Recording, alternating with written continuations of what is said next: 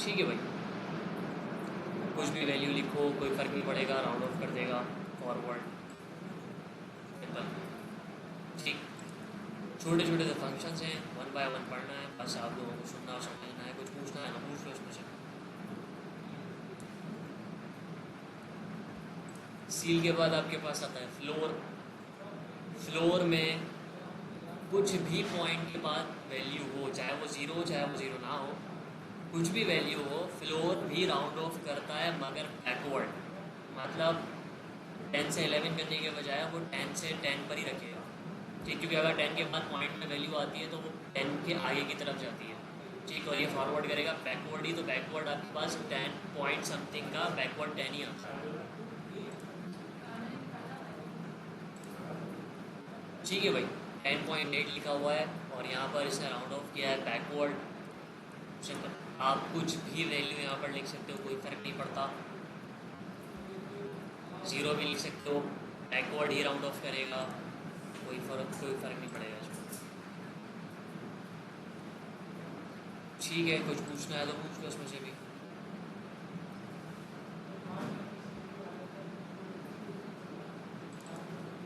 Floor के बाद आपके पास आता है राउंड, जो कि एक प्रॉपर कॉन्सेप्ट है राउंडिंग ऑफ डेटा का। पता नहीं आप लोगों ने पढ़ा है कि नहीं पढ़ा। 0 से लेकर 4 तक पॉइंट के बाद अगर वैल्यू है तो राउंड ऑफ होगा बैकवर्ड। फिर से रिपीट कर देता हूँ, 0 से लेकर पॉइंट के बाद 4 तक की वैल्यू है तो राउंड ऑफ होता है बैकवर्ड। अगर 5 से लेकर 9 तक की वैल्यू है 0.5 के बाद तो राउंड ऑफ होगा फॉरवर्ड। 4 लिखा हुआ है, बैकवर्ड होगा। और 4 से बड़ी कोई भी वैल्यू हो 5 से लेकर 9 तक तो राउंड ऑफ होगा फॉरवर्ड, सिंपल। कुछ मसला कुछ पूछना है इसमें तो पूछ सकते हो। 9 लिखो, 5 लिखो, राउंड ऑफ हो जाएगा फॉरवर्ड। 0 से लेकर 4 तक अगर लिखोगे तो राउंड ऑफ होगा बैकवर्ड। 5 से लेकर 9 तक अगर वैल्यू होगी तो राउंड ऑफ होगा फॉरवर्ड। ये है राउंड का कॉन्सेप्ट। कुछ मसला कुछ पूछना है तो पूछ सकते हो उसमें से वही।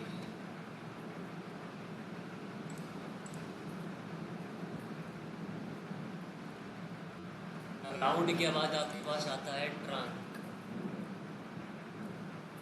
ट्रंक सेम टू सेम काम करता है फ्लोर वाला।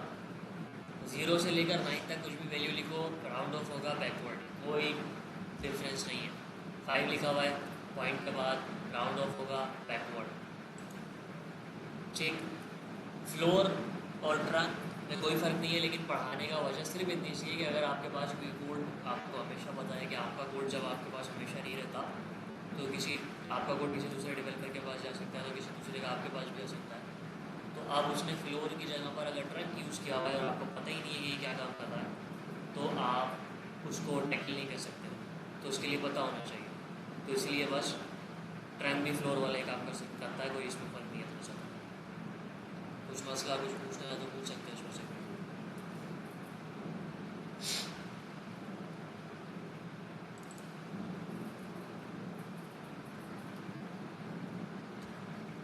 ठीक है, उसके बाद आता है मैक्स।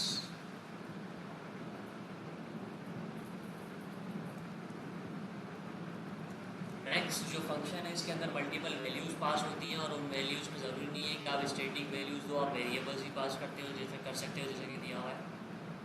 और वैल्यूज़ आगे पीछे भी हो सकती है, उसमें भी कोई फ़र्क नहीं पड़ता।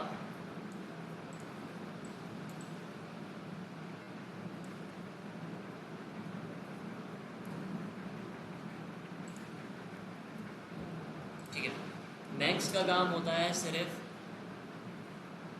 जो मैक्सिमम वैल्यू जितनी वैल्यू जिसमें से पास हुई है उसमें से जो मैक्सिमम वैल्यू है वो प्रिंट करवाएगा बस, जो कि 300। सिंपल, इतना सा काम है बस इसका। इसको अगर हम रिमूव कर देंगे तो अब मैक्सिमम वैल्यू है 200। आगे पीछे हो कोई फ़र्क नहीं पड़ता, कोई सी भी वैल्यू, इसका काम सीधा सीधा सा। कुछ मसला कुछ पूछना है इसमें तो पूछ सकते हो।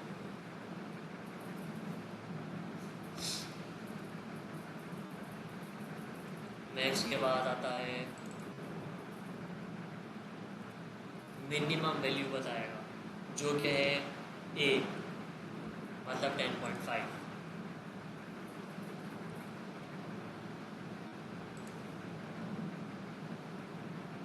आगे पीछे हो कोई फर्क नहीं पड़ता। कुछ मसला कुछ पूछना है तो पूछ सकते हैं भाई।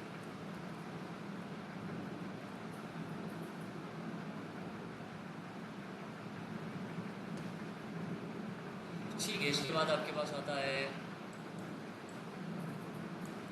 SQRT, full form square root. Function के मेथड के ब्रैकेट्स में जो भी आप वैल्यू लिखोगे ये आपको उसका स्क्वायर रूट रिटर्न करेगा। मिसाल के तौर पर अगर हम लोग यहाँ लिखते हैं 4, तो ये उसका स्क्वायर रूट निकालेगा और उसके बाद स्क्वायर रूट में जो निकालने के बाद जो वैल्यू आएगी वो यहाँ रिटर्न कर देगा। क्या आएगा स्क्वायर के बाद वैल्यू? स्क्वायर रूट के बाद वैल्यू क्या?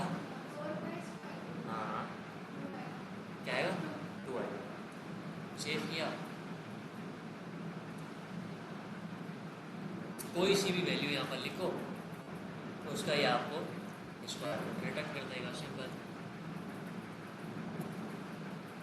ठीक है भाई, कोई वैल्यू डेसिमल में भी लिख सकते हो तो उसका आंसर डेसिमल में आएगा। मिसाल के तौर पर अगर स्क्वायर रूट पॉइंट वाला है तो स्क्वायर रूट पॉइंट में आएगा, कोई इससे फर्क नहीं पड़ता। मतलब जरूरी नहीं एक राउंड ऑफ हुआ वही आएगा। ठीक है, कुछ मसला कुछ पूछना है इसमें तो पूछ सकते हो।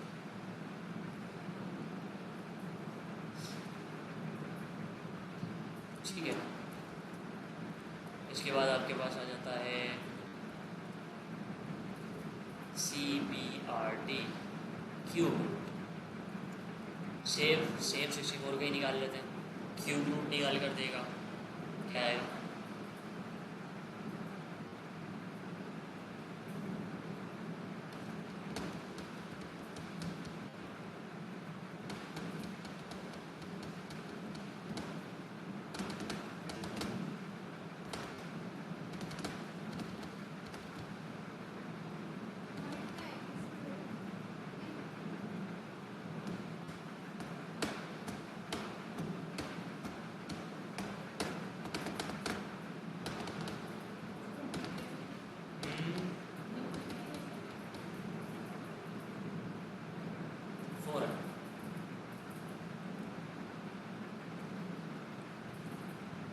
ठीक है भाई, क्यूब रूट, स्क्वायर रूट, अभी आगे और भी आ रहे हैं इस तरह की चीज़ें। ये सब यूज़ होती हैं जब आप कोई एप्लीकेशन बनाते हो अकाउंटिंग से रिलेटेड, फाइनेंस से रिलेटेड।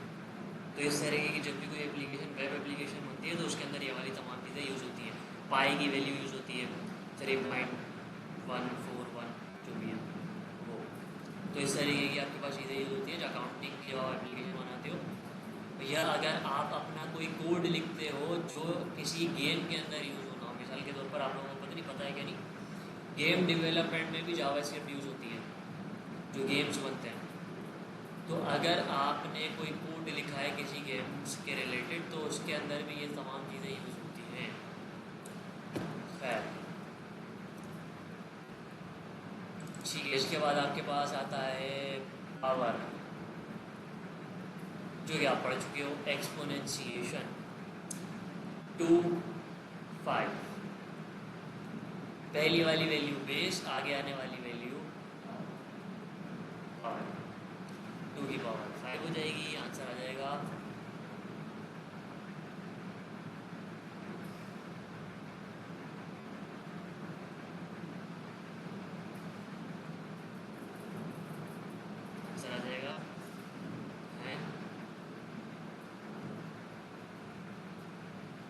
एक और मरतबा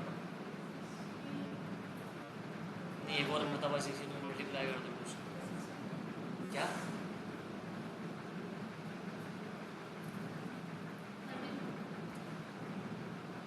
ठीक है भाई, सिंपल। ये तमाम चीज़ें अभी तो शायद तुम्हें ज़रूरत ना पड़े, लेकिन जो अब आगे चल के एक अच्छे डेवलपर बनोगे तो ज़रूरत पड़ेगी, लाजमी पता होना चाहिए क्या होता है। पता होना चाहिए, बाकी में मजाक नहीं। आप लोग भले पता नहीं सीरियसली ले रहे हो या मेरी बात को नहीं ले रहे हो, लेकिन आगे जब अच्छे डेवलपर बनोगे तो ये सब चीज़ें पता होनी चाहिए। मैथ के बगैर प्रोग्रामिंग कुछ भी नहीं है। क्या होता है?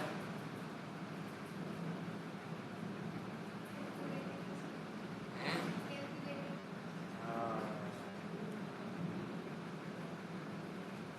हाँ 256 होता है भाई।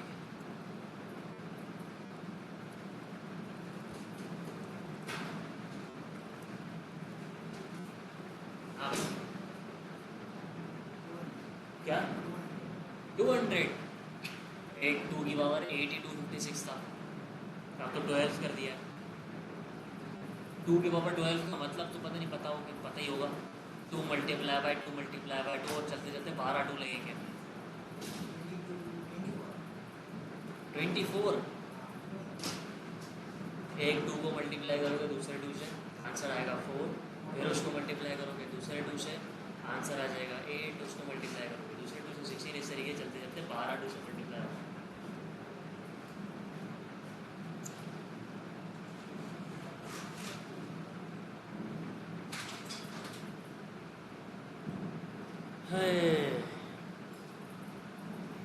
चलो जाने दो। पावर के बाद आपके पास आता है क्या होता है? रैंडम।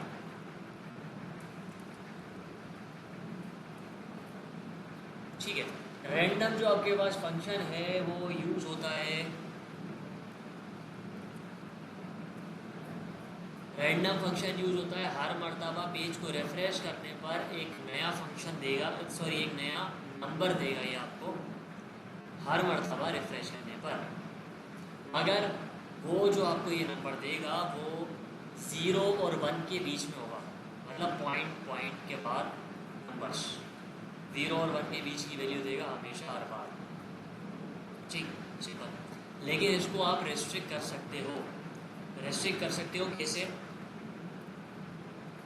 मिसाल के तौर पर वैल्यू जो आ रही है वो आ रही है 0 पॉइंट समथिंग। हम ये चाहते हैं कि हमारी वैल्यू आनी चाहिए मिसाल के तौर पर हर मरतबा रिफ्रेश करने पे 0 से लेकर 10 तक। ठीक है, तो उसके लिए यहाँ पर आप करोगे +10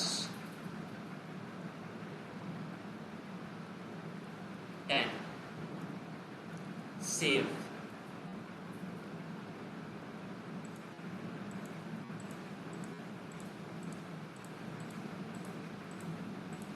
बल्कि भी प्लस करना था, मल्टीप्लाई करना था,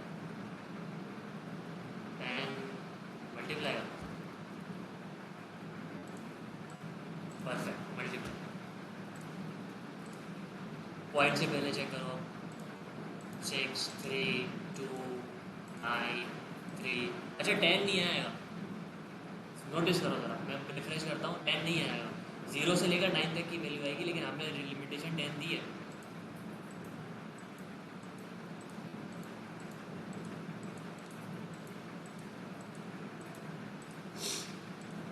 टेन नहीं आएगा। ठीक है, 10 क्यों नहीं आएगा? 10 की वजह ये है कि 0 पॉइंट समथिंग जो आपके पास एक वैल्यू है, जब आप उसको मल्टीप्लाई करोगे 10 से तो 9 पॉइंट समथिंग आती है वैल्यू। ठीक, पूरी प्रॉपर 10 नहीं आती। उसको प्रॉपर 10 करने के लिए आपको यहाँ पर अब ऊपर वाले फंक्शंस का काम पता चलेगा। यहाँ पर आप यूज़ करोगे math.c। 9 पॉइंट समथिंग जो वैल्यू आए उसको राउंड ऑफ करके 10 कर दो, और राउंड ऑफ भी होगी और 10 भी होगी, तो अब पॉइंट में ही वैल्यू नहीं आएगी।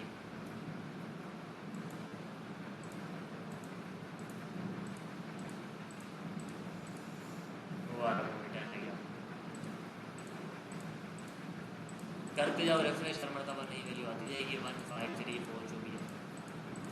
आप इसकी रिस्ट्रिक्शन बढ़ा सकते हो, आप 100 कर सकते हो, 1000 कर सकते हो, बस यहाँ पर मल्टीप्लाई के बाद वो वैल्यू लिखनी पड़ती है आपको, और कुछ भी।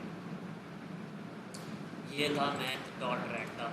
कुछ मसला कुछ पूछना है तो पूछ सकते हो उसमें से।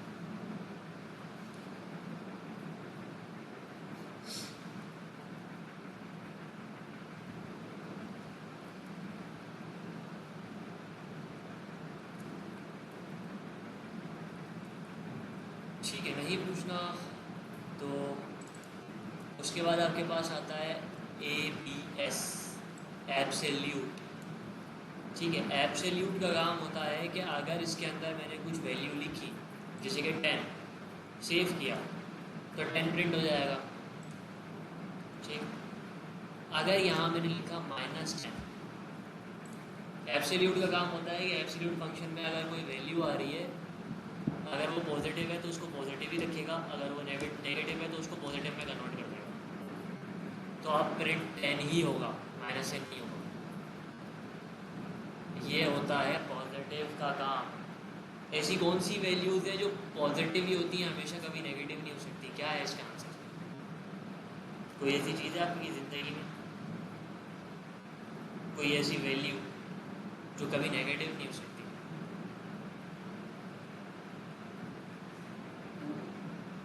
है? है? नहीं, मतलब हमारी रोज़मर्रा की ज़िंदगी में कोई ऐसी चीज़।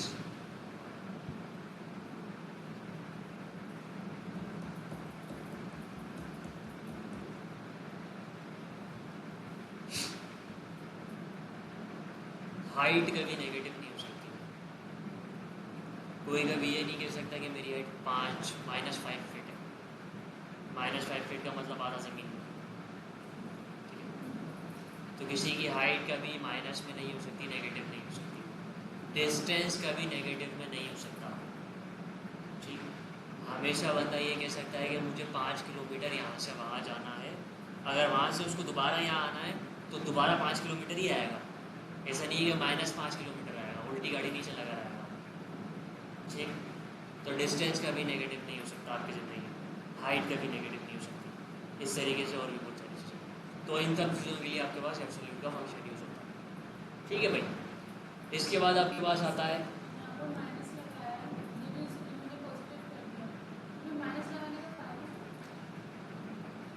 डिस्टेंस। जब हम मेजरमेंट करते हैं, कुछ ऐसे केसेस हैं जिसके अंदर डिस्टेंस आपके पास नेगेटिव आता है, लेकिन हम उसको काउंट नेगेटिव नहीं करते, पॉजिटिव ही काउंट करते हैं, माइनस निगलेक्ट करते हैं। तो यहाँ पर उसको आप इससे पास करवा देंगे तो पॉजिटिव हो जाएगा।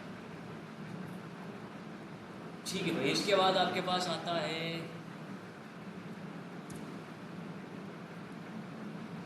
पाई की वैल्यू। 3 चीज़ें होती हैं, पिछली क्लास में 2 के बारे में बात की थी, आज तीसरे के बारे में भी कर लेते हैं।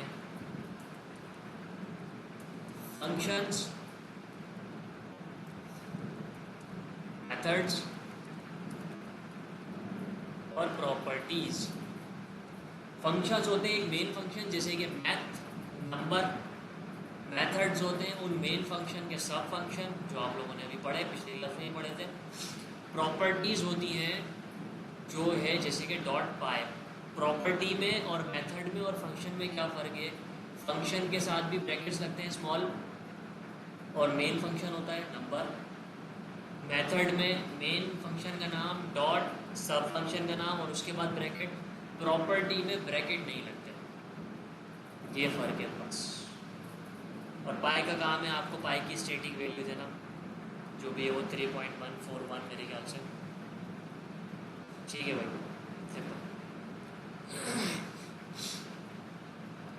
ये स्टैटिक है, रिफ्रेश करने पे चेंज नहीं होगी, ये पाई की वैल्यू है। कुछ मसला कुछ पूछना है इतने में तो पूछ सकते हो।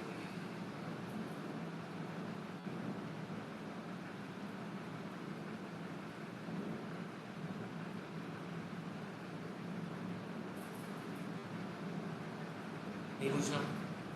ठीक है, यही थे आपके मैथ के फंक्शन बस।